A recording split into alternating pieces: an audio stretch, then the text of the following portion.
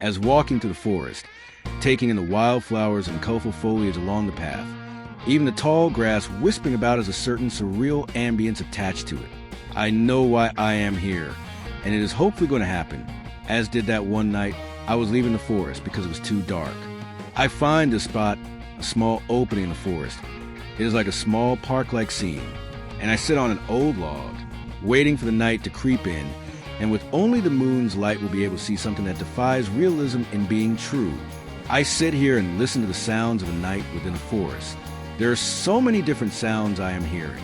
Then there was a fleeting light as quickly as lightning almost directly in front of me. Then another and another, at least a dozen, is moving about through the air. Some have landed on some petals sitting and watching me, watching them.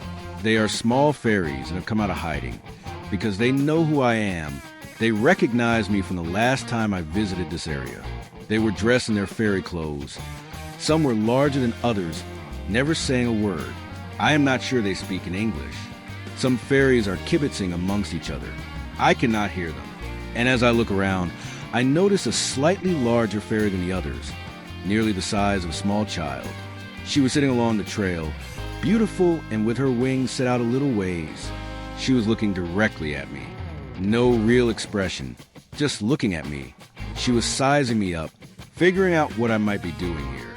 So I slowly got up and moved her way, slow, and was smiling as doing so.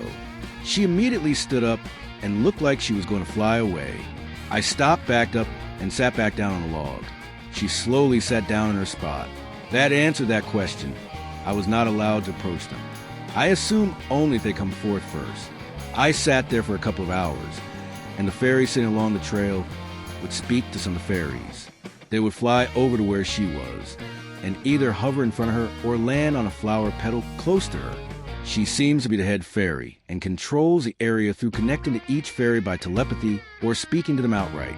Odd though, I cannot hear them at all, nor as they are flying about their wings make a very faint buzzing sound.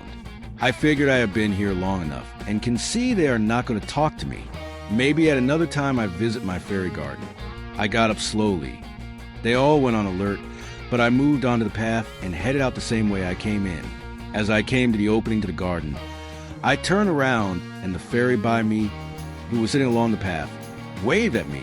I waved back, and that was the first real connection I had when visiting the fairy garden.